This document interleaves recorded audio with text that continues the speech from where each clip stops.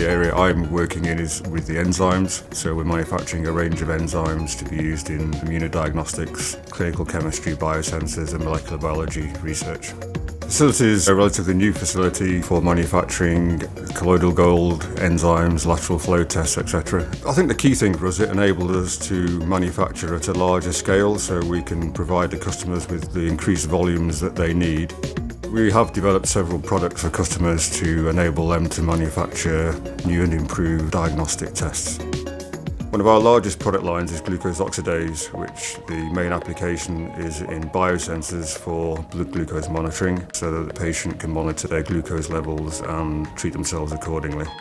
We are one of the largest manufacturers of alkaline phosphatase and peroxidase for immunodiagnostics, which can test for anything from viral diseases such as AIDS to measuring levels of hormones. We get our raw materials from all over the world, and our colleagues in Cape Town in South Africa are an important part of that. They're doing a lot of the large-scale extraction for us and then providing the product for us to take for the purification. Our products are used in billions of diagnostic and monitoring tests around the world each year, which enables treatment interventions and also the management of disease.